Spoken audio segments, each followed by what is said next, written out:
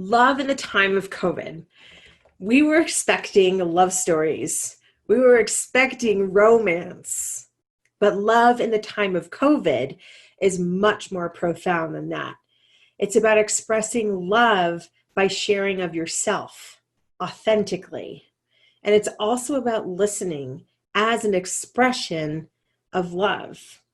So, to give you a content warning, I would feel remiss if I didn't give you a heads up that we do talk about depression, and more specifically, we talk about suicide in this episode. So if you're experiencing any of these feelings, we just want you to know that we've listed a host of resources just for you in the show notes. Hello and welcome to the Selfish Latina podcast. So this is a time like no other in history. I'm recording this from my home studio, which is much different than where we normally record these episodes. Inside thoughts out loud. Thoughts during a pandemic. Hello, please leave a message after the tone. Hi, Denise. Give me a quick call here. Hi, Denise. We received so many responses. Hello, buenas tardes. When we finally get the ability to go outside again, are we going to be the same? This week's question is about the power of love. So I'm seeing so many examples of loving acts, big and small. We want to hear about those loving acts and the power of love during this from you. So please leave us a message somewhere on this page. There's the phone number to call and let us know in 2 minutes or less about the power of love in your life right now that you're experiencing with your family, with your spouse, your kids, your neighbors, your coworkers. Doesn't matter where, we just want to hear those stories. Thank you so much. I cannot wait to hear them. Thank you for calling. Please leave a message. I go by Anna on the internet. In terms of love, I give my love by looking people in the eye and telling them thank you and I appreciate you, or holding the door open when and where I can. We're always home and we keep to ourselves. And what it has done is it's made us have to talk about things that are very uncomfortable and the possibilities of the future. I'm not big on saying I love you except to my children, but the way that I express my love is in educating people on all the things that aren't readily said. Instead of fear-mongering, I try to empower. My youngest daughter, every child introduced me to a different person, to a different version of Annette. But the youngest one, I call her the warrior because she was born at 30 weeks and she was born 1 pound, 14 ounces. She was the tiniest thing, and I remember when they took her out of my belly and she did this little yelp like a little cat. I remember it's like super fresh, always in my head. And I saw this little baby that they always told me, Mommy, don't get excited because tomorrow could be different. And so I could never revel in just my baby is doing good. I always had to be prepared for the worst. But then they would tell me, she's a little feisty one, that baby. You know, that they called her feisty. And it was in that I found, well, I made her. So, you know, I made her. I made this, you know, because I chose her. I chose to have her. So maybe I'm not everything that I was told that I am if I can produce this, and I can produce the other one who is like super smart. Like she doesn't even need me. Like I could let her go out into the world now and she would probably find her way because she's that sharp, you know.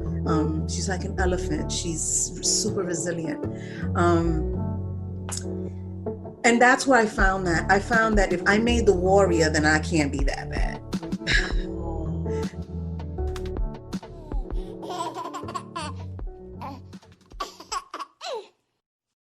So I loved when I saw that Annette had submitted a story for this week's podcast. I found her a few months ago on Instagram and instantly fell in love with her authenticity. Of course, her New York accent, the fact that she has daughters too, and that she loves books. She's entrepreneurial minded. We're very similar in the way that we see the world. So I was really excited to get her take. So can you share with us a little bit about the nature of those hard conversations? I always have hard conversations with my daughters. And I've had to since they were small because I've always lived with depression. And so I knew that I always needed to be very honest with them, sometimes brutally honest with them, so that they would never think that it was them. If we have the most honest foundation, then we have everything, because then everything else is just noise. Wait, I just need to stop right there. I think what a responsible thing to do. And also just the fact that I admire that she's so free, that she can share this so beautifully, A. And B, how responsible. I've been doing it. I've been having hard conversations with my kids since they were very young because I didn't want them to think that it was them. I mean, how generous. I never wanted my children to feel unseen, unheard, or as if they didn't have dominion over themselves. And even when my daughters were young, my 13-year-old, when she was young, I was once told, she's kind of vain. You need to take that away from her. I was like, no, she's not vain. She's confident. And I'm not going to do that to her. Let her be vain. I'd rather she be vain than super insecure. Mm-hmm. But as long as she's kind and she's smart, along with that vanity, I'm good money. That's beautiful. Wow. You are such a sage. You are, whenever you're in the Eñye Dream Accelerator, and whenever you share, there was a beautiful, encouraging post you made this morning. And every time I hear you talk, I think she's the sage. That's who you are. That's your archetype in the group. And I think in life. Well, that's how I don't feel that way in the surrounding. And honestly, it's not because I'm looking for validation. But when you hear it, you remind me of, stay in your power. Mm-hmm. As where sometimes it's a thing of, shh, cállate, be quiet. Why must you? Why do you have to be?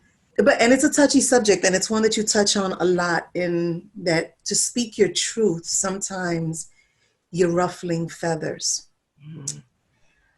I'm not afraid to ruffle feathers. Mm-hmm. But I also know that other people are not willing to heal in order to be free. Mm. I want to be free. To me, a loving act of yours to continue speaking your truth and making sure that what they feel, they also know. I think that's a really beautiful distinction. When you were 38, you said you finally looked in the mirror and you made a decision. What happened at 38 that made you make that decision? My youngest daughter, every child introduced me to a different person, to a different version of Annette. But the youngest one, I call her the warrior, because she was born at 30 weeks and she was born 1 pound, 14 ounces. And she immediately lost 7 ounces once she was born. So she was, for a good time, that she was 1 pound, 7 ounces. And she was the tiniest thing. And I remember when they took her out of my belly and she did this little yelp, like a little cat. I remember, it's super fresh, always in my head. And I saw this little baby that they always told me, Mommy, don't get excited because tomorrow could be different. And so I could never revel in just, my baby is doing good. I always had to be prepared for the worst. But then they would tell me, she's a little feisty one, that baby. That they called her feisty. Mm. And it was in that I found, well, I made her. So, I made her. I made this, because I chose her. I chose to have her. So maybe I'm not everything that I was told that I am if I can produce this, and I can produce the other one who is like super smart. Like, she doesn't even need me. Like, I could let her go out into the world now and she would probably find a way, because she's that sharp, you know. She's like an elephant. She's super resilient. And that's where I found that if I made the warrior, then I can't be that bad. You know, that was because I was going through a lot at that time. I was mourning my father, who was my friend, you know, and who is the inspiration behind how I parent, and, you know, my silliness and stuff with my daughters. And I was also mourning finding out that their dad was not really a good guy, and had a lot of secrets, and did a lot of things during my time of mourning that it was like, for the rest of my life, I have mourning and realizations, big realizations, ugly realizations hitting at the same time. And I had to walk through that, you know, but, you know, this is what it is. It is what it is, you know. There are people that are suffering that suffered way more. You know what I mean? It is what it is.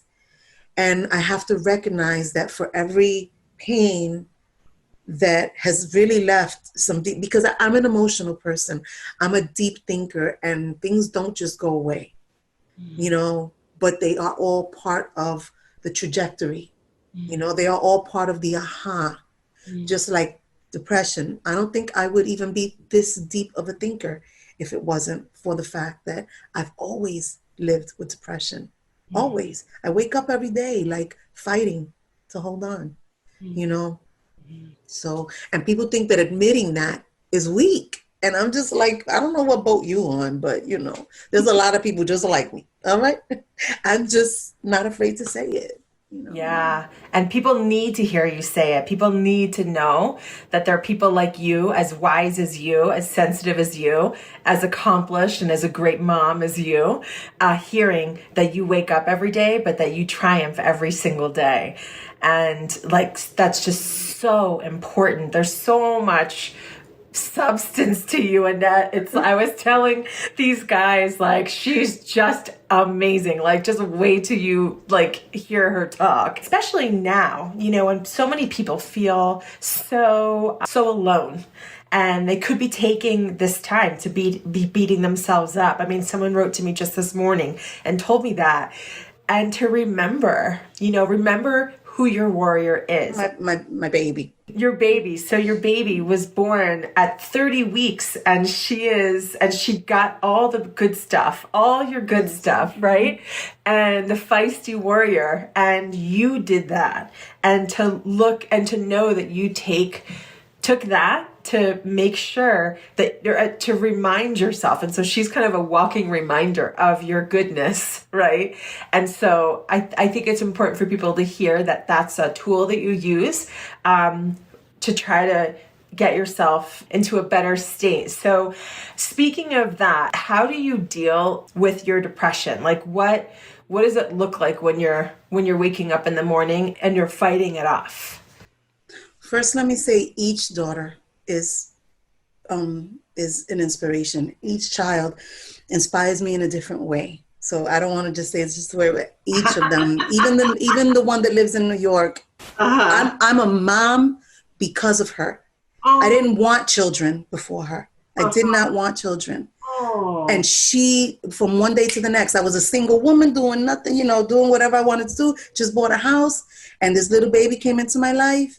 And that was it. And I fell in love with being a mom. So that being said, only a good mother would say that, making sure all her babies know that she loves them equally. You know, and each of them has brought a different energy to who I am today, you know, so, and I'm grateful for each one. But how do I deal with my depression? Listen, it's one foot in front of the other, because I can't even give you an answer. I wake up every day struggling. I wake up every day struggling. And when I hear that someone has committed suicide, I can tell you, I feel seriously bad because I know what it is to fight that every day. Mm-hmm. I know that you felt so desperate that you needed to give up. Mm-hmm. I know what that is. But it's not my right to take my life. It's not my right to give up, and I have to honor that. I have to respect that. I have to go run and get some tissue because I don't want running nose. Can I do that real Yeah, quick? of course. Yes, go do that. It's Matt, going are really you well. crying? Matt, are you crying? Yeah, you got me. I'm too sensitive. I know. Well, we're also. Okay, I'm back. I knew she would put so much love into the space. All right, I'm back. Let me get it together. Hold on a minute. No, I got a bunch of characters in here. Wait a minute. Don't get me started. The strength, it's the yin and the yang, There's no good without bad, and there's no bad without good. The bad is bad. It's bad. It's the kind of thing, if I wasn't aware, I would be continuing a bad cycle. So I don't want to play I had a hard life. What I had hard, really what was going on in my head, that I couldn't talk about. Mm-hmm. And what was generational, that has nothing to do with anybody. It's just the way they were raised and they didn't have the tools. Mm-hmm. And my mom had me at 17? Wow. She didn't have the tools. And as a mom today, motherhood is the hardest job, So it's looking at that whole table. It's looking at everything, and nothing is but thinking makes it so, kind of thing. Mm-hmm. That's how I get through depression. It's, are you gonna wallow today, or are you gonna just be like, yeah, I got this? And even if I don't got this, you just put on the bravado and you just be like, hey, I don't got this, but I'm gonna get it. Don't worry about it. I don't got it, but I'll figure it out as we go along.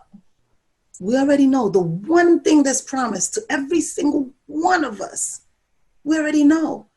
And once you start saying, well, as long as I ain't dead, it's all good. Mm-hmm. It's true. It's a great tool to keep things in perspective. So it seems like you brought up generational pain, and you brought up things that are passed down in a really graceful way, and with a really forgiving heart, I might add.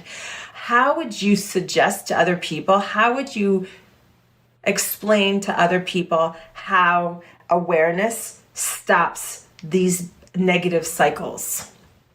Read, watch a lot of the yogis,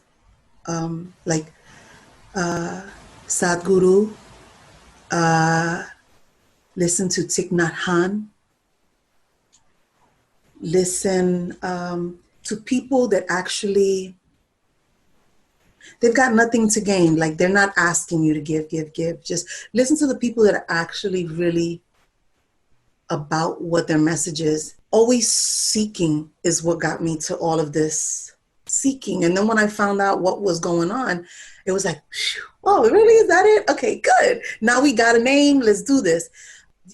You always have to seek. What I tell people is exactly what I've said. Listen, the worst that's going to happen is you're going to die. Everything else is gravy in between. Mm-hmm. But how you see it is what makes the difference. Even in a bad moment, what's the lesson? In a failure, what's the lesson? These things, they're not just words. This is the truth. This is how I've gotten by. There's this one guy, I don't remember his name, but he was a Sufi teacher, Sufi master. Mm-hmm. And he said that there is no depression. There is an awareness so profound that you can't even wrap your mind around how deep you can see things, how profoundly you can feel things. And so the only way that we have in this body, in this shell, is to call it depression, because it's so immense that you can't put your finger on it, but you know it doesn't feel right. You know, or the feeling is just so big. And when he said that, it made so much sense, because I love to laugh and I love silliness and I try to find those things. But when he said that, it made so much sense that I think that outside of my child being born premature was like, oh yeah, like that's the aha. Those are the things that really keep me going. If it weren't for my daughters, my earring is hitting the thing. If it weren't for my daughters, I'll be honest with you, I might have offed myself already. That's the truth. Because sometimes I'm like, I can't live the rest of my life feeling these things. Like, this is too immense. If it weren't for my kids, I would have killed myself. I just want to take a minute and acknowledge that that is a very jarring thing to hear. Having that thought and feeling and not speaking the truth is more dangerous than saying it out loud. It's the only way through the darkness of depression. It's just hard because I feel all the feelings. You know, it makes me sad that she would get there, and I can personally identify with it. You know, things get hard. Life gets friggin' hard. And thankfully it hasn't happened to me, you know, during this time, but about once every 2 years, I get very hopeless for a day or two.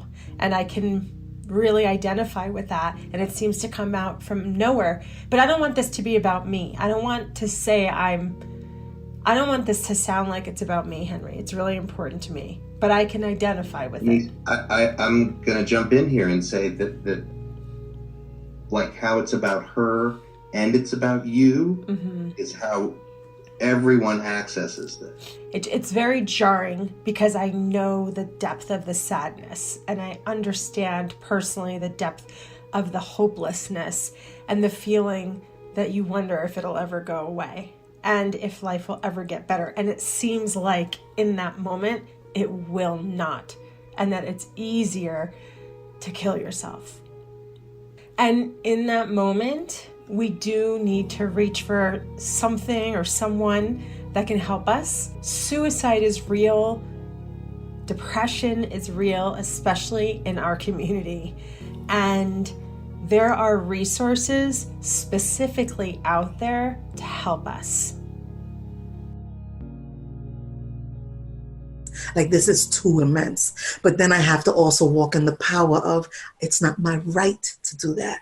So there's always that duality in me, you know, there's always that duality. And even as I'm talking, sometimes some of the things that I say is like, yo, that's just way too out there. Are they understanding what you're saying? Like, it's a lot for people to take. I'm a lot for people to take. You know? So I have to say, you're just the right amount for me to take. And we love people like you who unabashedly, unapologetically share. And I think the feeling is when you stretch out and you're really sharing your truth, it's just plain old scary, but you are the perfect amount. I am loving everything and identifying personally with everything you're saying. And it's not just me. My guess is Matt and Henry on this call are, and thousands of other people that'll hopefully listen to this podcast will too, because what you're speaking is like universal truth, and feeling deeply is something that people are experiencing right now. They're experiencing the depth to which they can feel, and sometimes it's dark. Sometimes it feels uncomfortable, but I think you represent the hope. I hope your girls are a lot like you. I hope that they take this incredible champion of a human being that you are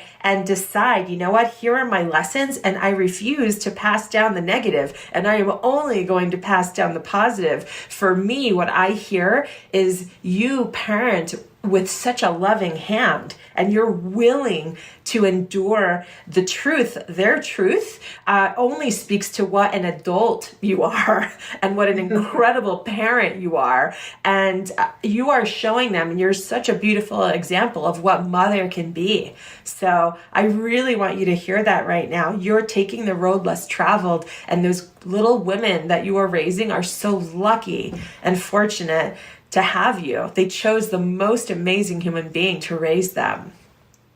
Thank you. Yes. And I know, I mean, yes, it is the truth.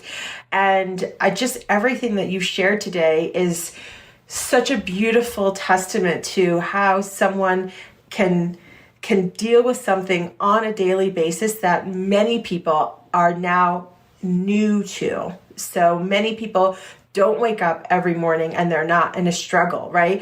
When things are quote unquote normal. But now that they're in the uncertainty that you're mostly familiar with, right? They're having to grapple with the same things you just shared about.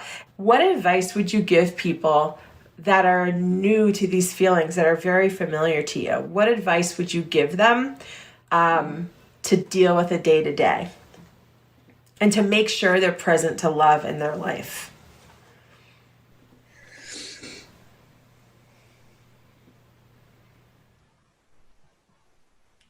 Choose the right people to be with you. I've said this a few times.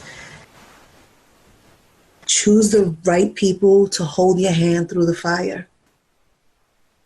That are not going to throw it in your face. That aren't going to be, I told you so, and stop that, and this and that. Choose people that can see the unseen, hear the unheard, and feel things that are scary. You have to choose the right person or get real deep within yourself. Look in the mirror and be like, self, it's just me and you, kid. And we got to do this, the thing and we got to do this like Brutus, because we always do this. You know this? Do you know that? I don't know. What is That's a hip-hop thing. But literally, and all I say is one foot in front of the other. Choose the right people to walk with you on that path. Because the wrong people will just make it worse and will make it harder. And they can be as helpful as you want, but if they're hurting your spirit, it's like hurting your backbone and your spine. We can't operate without our spine, but they could be, they could adorn the fingers real pretty with jewelry, but if you don't got the backbone, what's it all for? So walk with people that got your back. Find someone who will tell you the truth without it being about breaking you down. That they're telling you the truth, but they're loving you with the truth. And that they can hug you with words. Like, I try to be that for someone else when I see them in pain. I try, because I even find that it's still too much for even those, for someone else. But that's everybody, pain is pain, and it's different for each person. But there's a thread of pain that's universal, and there's no measure for it. It just is what it is. Everybody feels things differently, and it always comes down to see the world as it is. Just see the world for what it is, recognize your strengths, and do not listen to the devil that talks to you in your head. And I want to also add too, that if anyone that is listening, for those that are listening that are on Instagram, Bodaciously You with a U is where you can find the sage, who is Eñye, do lots of daily videos. She's on like a video streak right now. And so she's dropping a lot of the same kind of wisdom. And that's where you can find her and share with her what these messages mean to you, because we all need to be validated. We all need to be told, I hear you, I see you, I feel your message. It made an impact on my life. So I'm going to invite everyone that's listening, if you've been touched by Eñye today and her incredible, beautiful wisdom, please let her know. So it's Bodaciously You. Did I mess that up? Is there like a dash or an underscore? No. Okay. That's where you can find her. And you'll also be able to find her. We'll also put it in the show notes as well, so you can make sure to let her know how much this meant to you today. So, can I say one more thing? Of course. Yes, please do. Don't be afraid to compliment people on the street. Don't be afraid to be like, oh my God, you look so beautiful. Oh my God, your hair. I love those ears. Like, I literally have done that so many times. And this one woman literally was looking for me in Old Navy, and she looked beautiful. Like, I had to tell her she looked beautiful. And she found me. She was like, I had to find you.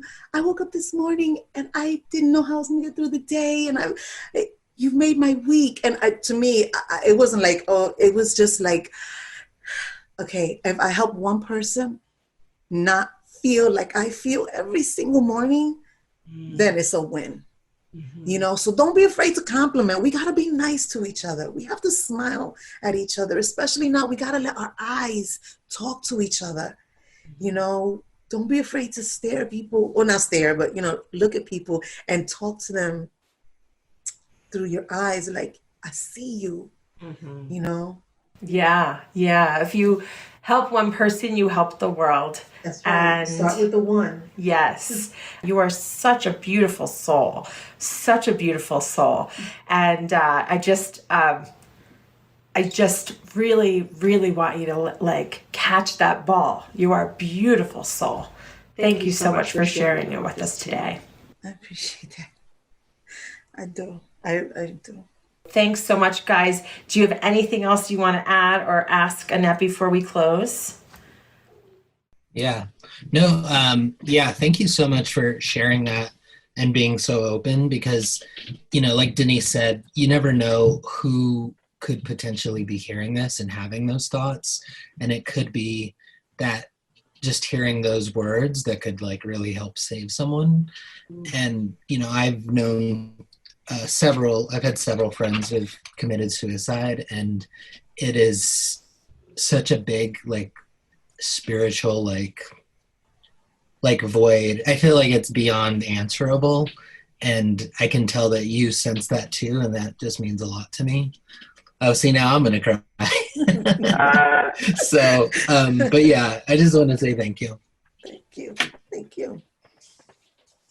You made a big impression on us today, and that we really appreciate you. I appreciate you. Thank you. Have a beautiful day. And this episode will come out on Friday, and we will tag you, and we appreciate you so, so much. All right. Thank you. All right. Take care. So it's really when we're feeling disconnected with that love, the love of our families towards us, of our dear friends, our neighbors, our coworkers. It's when we feel the most disconnected with that love that we're the most susceptible to this. So it doesn't have to be like that. There is help. You can feel and experience that love again. And I'm so glad that Eñye shared all of this with us so that we could talk about this so authentically. I'm very much appreciating her, but also having a hard time not being in touch with all the stuff that's there for me. Or I am being in touch with it. But anyway, see, you're not alone. We all feel these feelings. In the Latino culture, it really isn't okay to be as forthright as Eñye was on this call. It's not okay to share your true, authentic feelings like how we shared them today. And I think this quarantine and this pandemic is a line in the sand. Like, it is no longer okay to hold those feelings in. It is no longer okay to pretend that you're okay when you're not. Love in the time of COVID. We thought this episode might be a Cupid story. something romantic, something unexpected, something light. And then we forgot that we are living in an unexpected time. And love is how you get through it. Tapping into the existing relationships you have with your family, with your friends, your neighbors, people from your past that you're reconnecting with. Love, the love that's all around you is there waiting for you to tap into it. And I want to encourage each and every person listening to this episode to reach out to at least one person in the spirit of giving love and receiving it back. Our call-in line is open right now. If you'd like to hear what our prompt is, please give us a call at 303-578-9714. Thanks so much for calling in and proving how we can stay connected with each other even during the quarantine. We can't wait to hear from you.